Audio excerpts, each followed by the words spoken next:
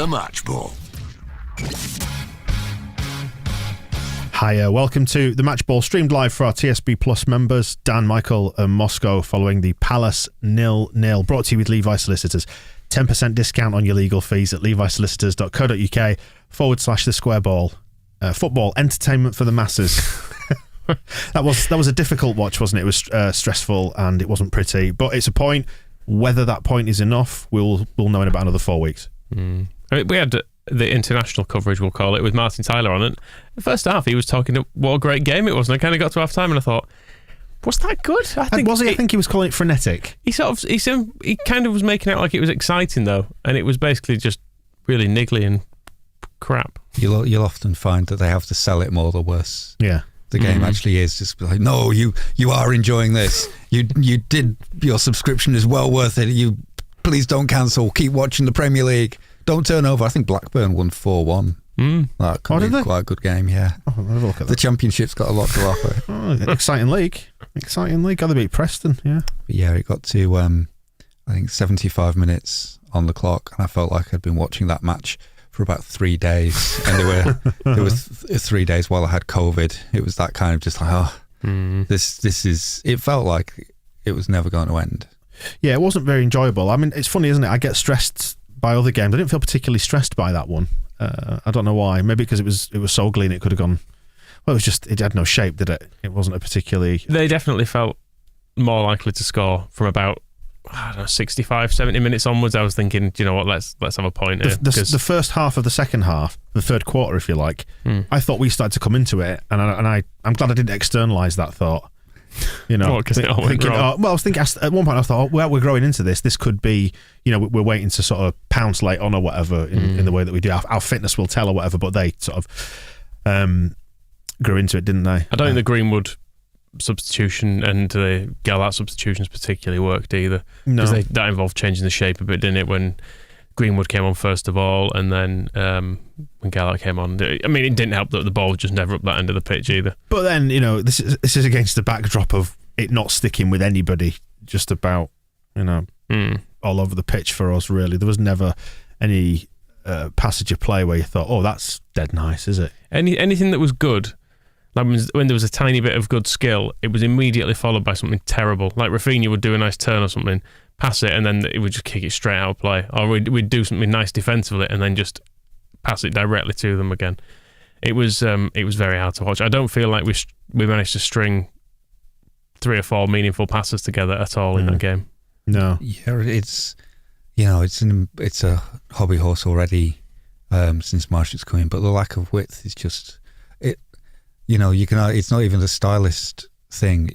We keep trying to just put the ball in the middle, and that's where all the Palace players are, and that's why we kept giving it back to them. It was just longing for us at one point, if we had the ball, just put it out wide and just get into some space and then try to build something from there. But instead it's always just like, put it through the middle, put it through the middle, put it through the middle. And we just kept playing ourselves into trouble that way, because there's no room out there for anybody to do anything. And then we couldn't get out of because we didn't get anything out the first half or the first hour. The last half hour did just become like dropping deeper and deeper. Yeah, I don't think we did we have a move? Did we have a passing move in the last half hour? I don't think we really did. I mean, you can draw the line between when we had the ball and when we didn't have the ball, and which was most of the game, it felt like. But the thing that confuses me is that I can see us defending well, and it's like, for example, I don't panic every time we're on the receiving end of a corner now. I thought we defended those really, really well. But then when we do get possession of it, I am struggling to see what it is that we're trying to do. I don't yet know what the plan is. It seems to be to give it to Rodrigo and let him do a bit of twisting and turning and play a through ball to someone, which it does sometimes work. But I think where you saw it failing a bit today is there were a couple of times he came deep to collect it, and then he tries to do some of that, and then he loses it, and actually we're in a bit of a bad situation then, because losing the ball deep trying to do that does put us under a bit of pressure sometimes. That throwing in the first half, we were in our defensive third and did a lovely passing move, and then Rodrigo just passed it to them and they had a chance. It was like, I was just on the YouTube comments now. Peter's just saying, should we be passing to our own players? And I think we should try that. Well, that's the thing is, and that's my point, is because it all goes, try to do it through the middle and try to get to the penalty spot as quickly as possible. there's too many players there, and so it's immediately putting it into a very hectic situation, which is why Martin Tyler was all like, "Oh, isn't this game really exciting?" Because one team's got the ball, the other team's got the ball, one team's got the ball, and yeah, it just needs that. There was no point anybody was just putting a foot on it and saying, "Let's get ourselves into some space and breathe a little." So do you think the way that Palace played though kind of fed into that as well? Because they at no point tried to retain possession of it and work stuff. It was all very quick-footed from them as well, wasn't it? Like they're always trying to hit. I noticed in the first half it was Ayew who kept dropping out wide to the right and going down our left, and they got in behind us a few times early doors. It's the first thing I mentioned actually. Early scare, that one in the first couple of minutes. Ayew and then Meslier came out, and then there was a tactic they were trying quite a lot. They were trying to hook it into there. So you've got two teams that are trying to play like, I know the cliche is basketball match, but it kind of resembled that. They seem to have more of a plan though, because at least they were working it wide. It seemed to be the option for them to get it to Zaha, who was running at Ayling constantly, and then Ayew until he went off. But they were getting some joy with it. What worries me at the moment is the space that people have out wide, and then how easily they're able to then pass it straight into our box to someone. And then I know when they do it, there tends to be a lot of players there because of how we play. So it quite often ends up with a shot that's kind of bounces through a few bodies and doesn't get through to Meslier or whatever. But it's kind of hard to watch. It's like it's scary to see that you can just switch play and all of a sudden there's someone in absolutely tons of space and everyone is within the width of the 6-yard box just defending that bit. But then again, you look at the way we defended that, and broadly speaking, I thought we did it okay. So it's more effective than that. 2 clean sheets, isn't it? Yeah, in a row. So it's designed to stop you conceding goals, and so I see the point of it, and I agree. It's hard to watch, and the elephant in the room here, because we're gonna we get pelters about it, is it's clearly not as attractive as what we had from the previous manager. But equally, we might well have lost that game. Exactly, you could have seen them potentially overrunning us, and that is a fair counter argument to it, isn't it? So what do you want out of it? Do you want the points? Well, we got one. Is it enough? We'll see. That's about it, isn't it? Really. Let's hope it is enough, and it feels like a good point given the game tonight. Yeah, it's just a shame because 3 would have been really good. Yeah. And also there was I think emotionally there's not really anything in that game that you take forward to play Manchester City thinking, well, that'll be good against them, which, they beat us 7-0 earlier in the season, so we're starting from a very low bar. But when you're talking about the kind of like leaving things out wide, it is with Rafinha and Harrison sort of playing so narrow in attack. Ayling and Dallas are being left 1v1 much more. So Ayling, had his ding dong all night with Will Zaha, and that probably you'd call that a score draw in the end, although nobody scored, so a no score draw. How effective that's going to be, sort of leaving our fullbacks Stuart Dallas and Luke Ayling, much as I love them, against players in the upcoming games who are a lot better. It's so that's the thing, is if we'd got the win, doesn't matter. Like the games coming up, City can do what they want with us, and it's not even a problem. Whereas now, 1 point, you're looking at the games ahead, City and Chelsea and Arsenal and so on, and thinking like, is this going to be all right against those games? And it could be, because we are 2 clean sheets in a row, and packing our penalty area, and also the way that we withstood all that pressure from Crystal Palace. When it comes down to it, they didn't really have any clear chances. And they didn't score, so good, but it doesn't have that moment of like kind of something to look forward to next time we play on Saturday night. It's just kind of we'll just have to see what happens. Kind of this nerves. It keeps the nerve level and the nerve level high and the expectation level low. I would have It's interesting. I'm just looking at some of the comments that have been reported here via the comments section on the YouTube feed. Marsh saying that he keeps talking to Rafinha, asking him to be inside more, and Phillips saying in response to that, but Jackie and Rafa keep turning into traffic there. What you were sort of saying before there about maybe trying to play a little bit smarter. But if you don't have fullbacks like bombing round on the outside, which I wonder if there's that sort of half-second pause in their brains where because they're so programmed to play in that way, where they sort of half expect it and they go, oh shit, there's no one there, right, penalty spot.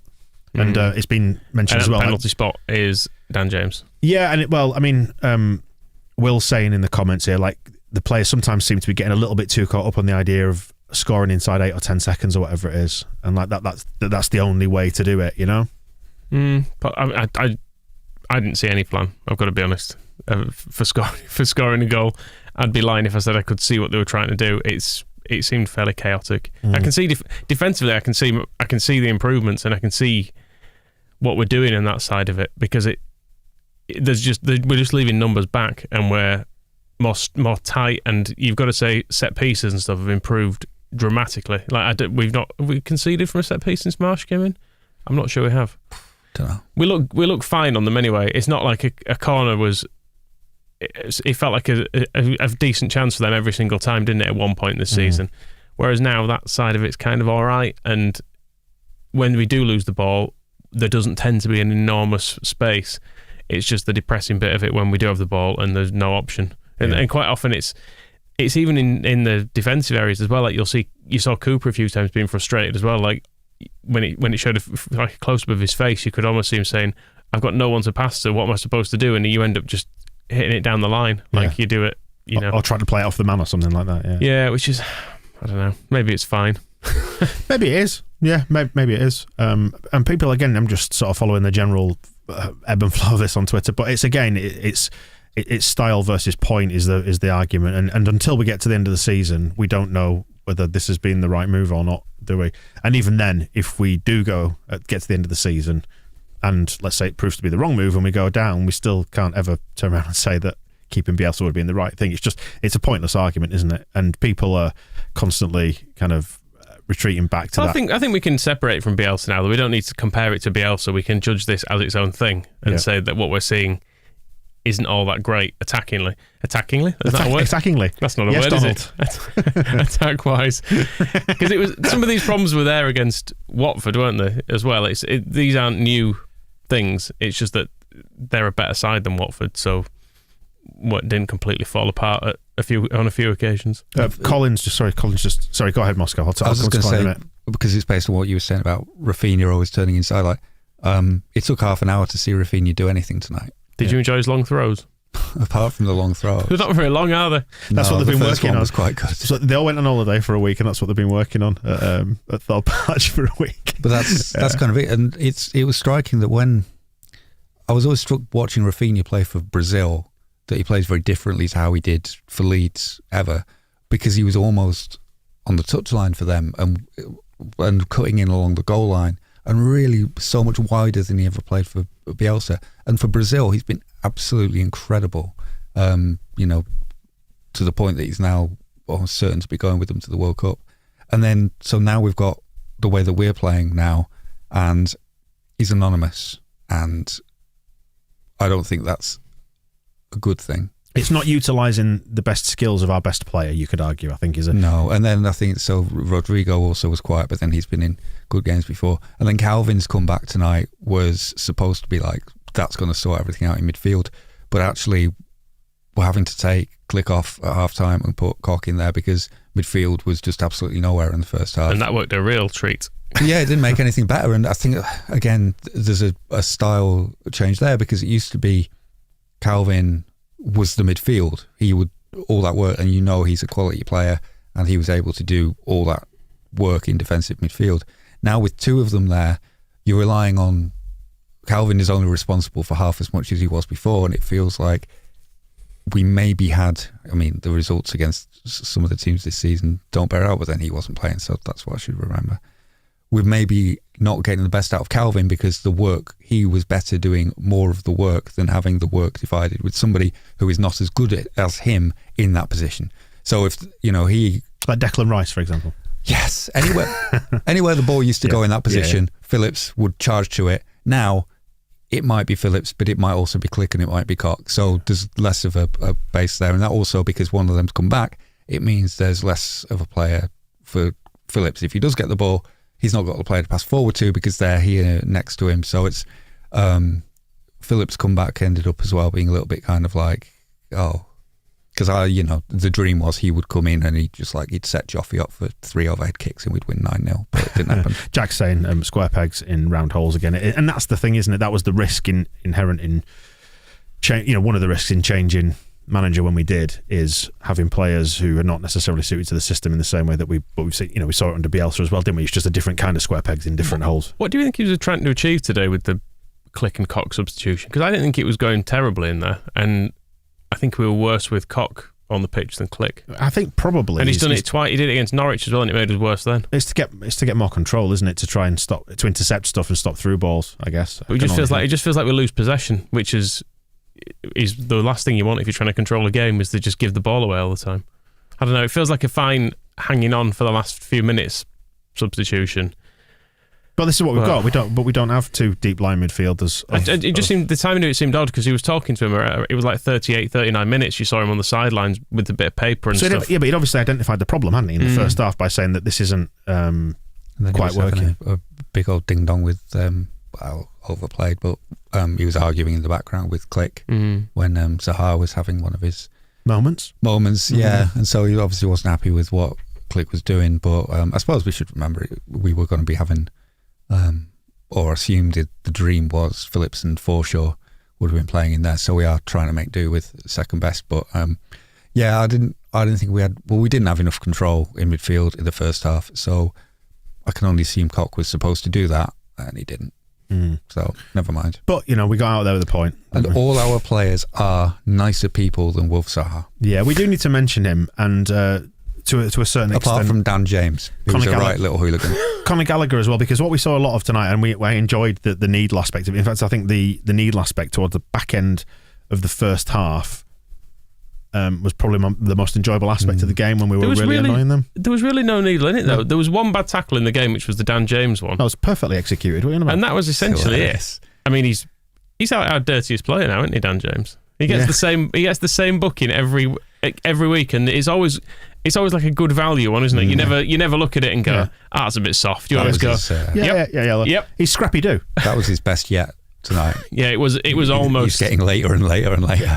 it was veering toward the sort of red territory. Was this? I think there's an interest. I don't know. Maybe this is my rosy-eyed view of Leeds fans, but I don't. Whereas we've got Everton are going back to the referees association saying you must look at every decision ever given against us, and Zaha and Gallagher are crying about every little touch on them. I don't think any Leeds fan watching Dan James's tackle thought anything apart from fucking hell.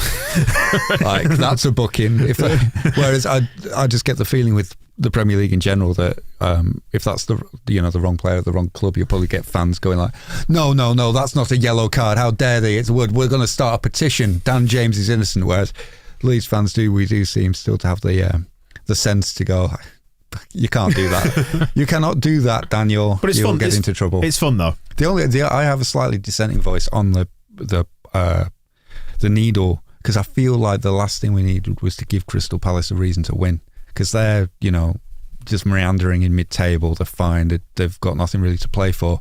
But by turning it into a bit of a fight before half time, it meant they became interested. Came out like, we're not going to fucking let you have a goal. Whereas the dream, we need more Watfords in our lives to just be like, what, passive and roll over and die? Yeah, it's really not an issue to us if you score, because Roy Hodgson, we don't listen to him anyway, so it's fine. Whereas Palace, the second half they got very from that last bit before half time on. They wanted to win. Don't you get a great pleasure out of seeing Zaha's face? Is he all right? I don't think so. I don't think he is, Michael. Like, he seems so unhappy with life. And he doesn't seem to enjoy the game of football whatsoever. I hope at full time. I hope he goes home to somebody who can put an arm around him and tell him that they care. And just tell him you don't need to. If it's upsetting you that much playing football, don't do it. Just don't do it. Take up bowls. You've got enough money.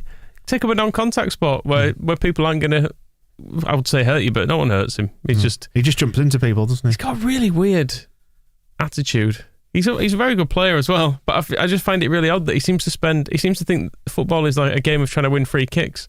It's like over and above anything else. Like, he can get to the end and go, well, I got 8 then. Didn't I do well? I feel like having watched Liverpool-Everton and Richarlison and what's he called? Scouseface Gordon. Yeah. Having watched him and then watched Gallagher and Zaha tonight, it does kind of make me think, oh, for fuck's sake. Yeah, Gallagher's dive at the end. The one at the end, he reached his right leg about 2 meters to the right. He did a lunge to try and initiate some contact with someone. It's the plant it and then fall over thing, isn't it? Which that's what Gordon did against Matip, wasn't it, when he went through? I mean, Gallagher's was such a reach, though. There was no one anywhere near him, and he was like, "Oh, Stuart Dallas must be around here somewhere at left back. If I can put my right leg far enough across, I'll hit someone with it." John in the comments, sorry, saying Zaha is Rafinha in 5 years' time after a series of bad life decisions. It's quite possible. I feel glad I'm glad we didn't sign Gallagher. I accept that he's a good player. He scored a lot of goals. But I remember the West Brom game, the last one of last season, when they had some fans in. He stood out in that match as a prick. And I was like, oh, that kid from Chelsea, you can tell. And then when we were linked to him, I was like, God, could I deal with that? And I'd have accepted the goals, but I don't think I could have accepted the player. So I'm comfortable. If relegation is the price, so be it. And we can afford to be this petty. Yeah, I mean, as we've said, midfield is absolutely not an issue and has not been all season. So Gallagher can stay in his Crystal Palace throwing stones. He had a few that Gallagher didn't he? 'Cause there's one where he went down rolling around for all of 2 or 3 seconds before jumping back up in the first half. And which was a great tackle, by the way. And then I think there's another Ailing. I was going to say it was Ailing. That was 60 minutes. I wrote that down. Did some sort of spinning around thing, but just book him. Like, yeah, I think even if you fouled, if you go down like that, you should be booked. Because what are you doing? What's the point of VAR? There needs to be a question asked where you could pull them over, get them over to the VAR screen with you, and go, "What's that? What have you done there? Why are you doing that? Don't stop it." Stop the game and embarrass him. Yeah, just say you're gonna come over with me now. You're gonna explain to me why you're holding your leg there where he's not touched it. Like you're being told off by your mum. And you'll have to go, sorry, and then you book him and then you can move on.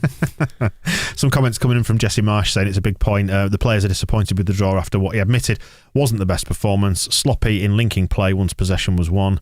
Palace had few clear chances. We were very stable. I mean, they had more clear chances than us, which was 0 chances. I don't know if they didn't have clear ones. They had chances. They had some scary moments, but there was nothing. I mean, it's the old XG argument. I think they added up to 1.5, and we had more than half somehow.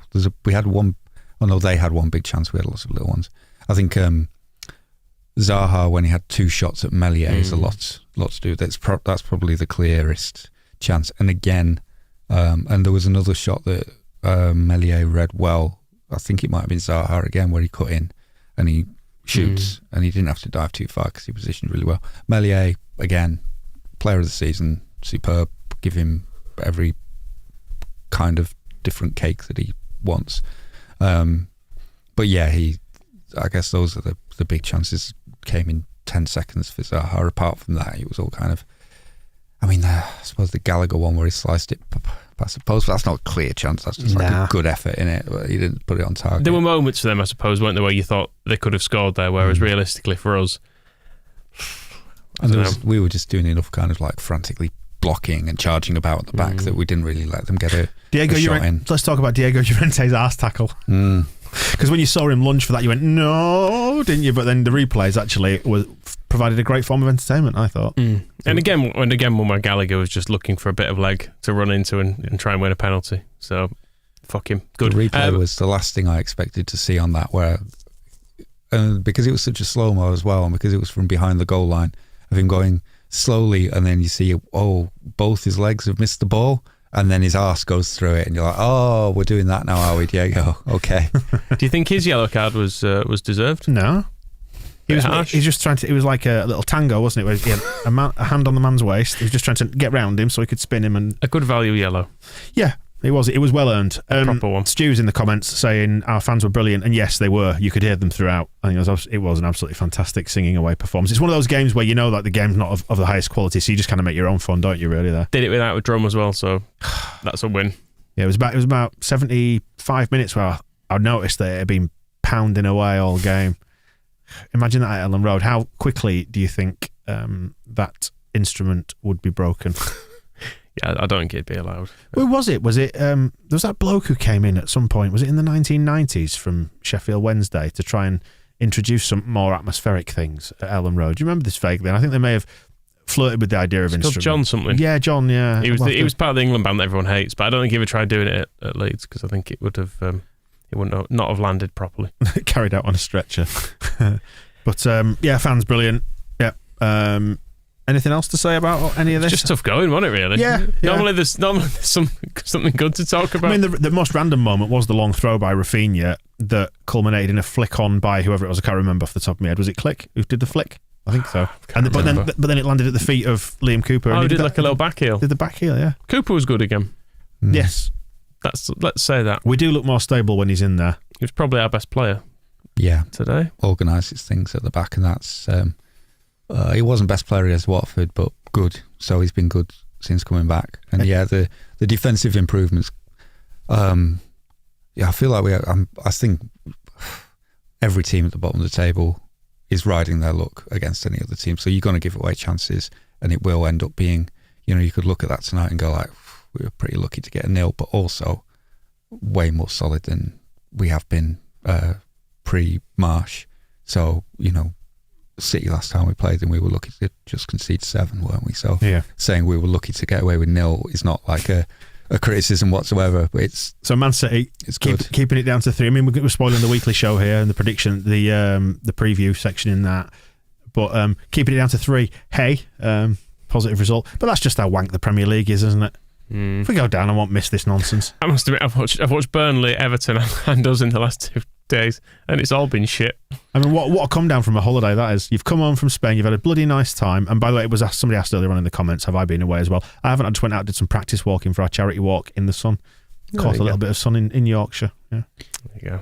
I think the one dream from tonight, apart from the 9-0 Joffy overhead kicks thing that I was having watched Burnley against Southampton last week, and then watching Watford at the weekend when their City's 4th goal, they just kicked the ball at Gabriel Jesus, and then John Hemmingham, by the way, he just walked past. And thank you to Wayne who's watching, who's just texted me.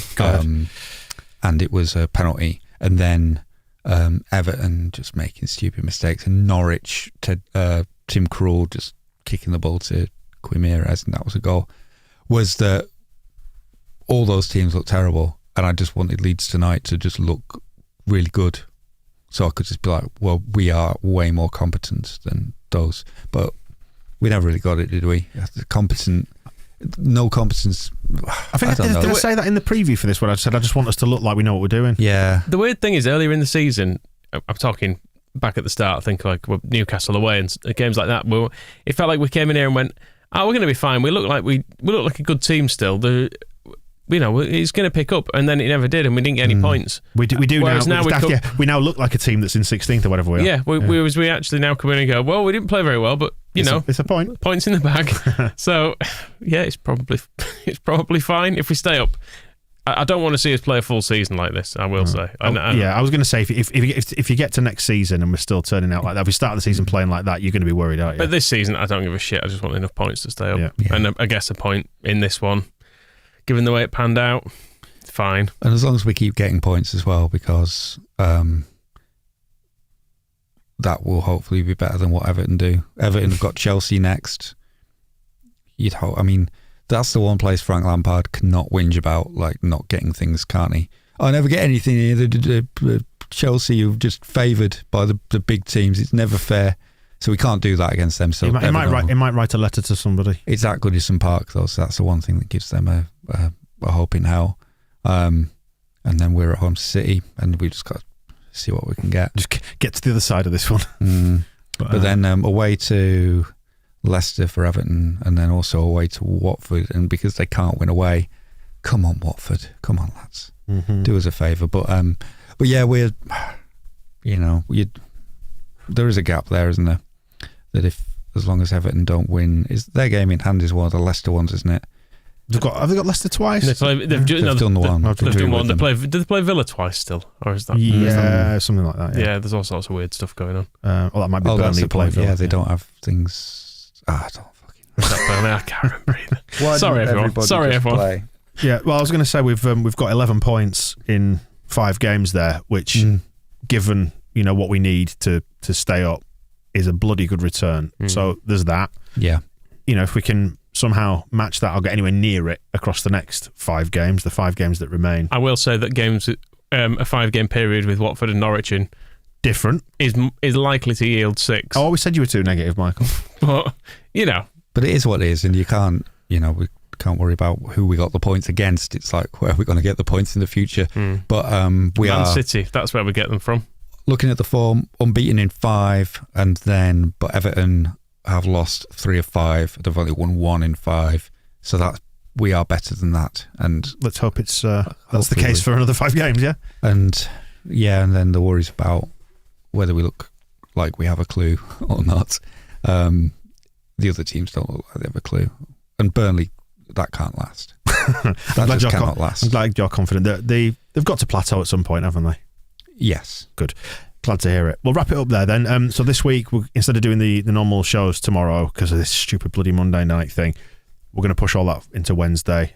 It's beneath you, isn't it, Wednesday, Moscow? So I've got other work to do on Wednesday. So Rob's going to be in for the shows on Wednesday. But yeah, we'll be back. We'll do propaganda as well. I mean, there'll be some crying Man United fans. So there's that. There's always that. I can confirm there are. Excellent. Thank you for that. 2 games worth of crying Man United fans. Thank you. And there's got to be some people out there who think that Luke Ayling should be in a jail tonight. Yeah, I hope so anyway. Because you agree with them. Palace fans are very unhinged about Zaha, so I'm sure they've got some strong opinions about how he was cheated in this game. Excellent. Right, well, we'll look forward to reconvening on Wednesday then to pick apart the match ball on propaganda, find out what's been said about Leeds and by the opposition and by the crying scum fans, and then we'll do the weekly show as well, where we'll round everything up. We'll preview Man City, pick heroes and villains, Zaha, maybe, spoiler alert, and Phil Hay show later in the week as well. So thank you for watching this one. Thank you for listening as well. We will catch you next time. The Match Ball.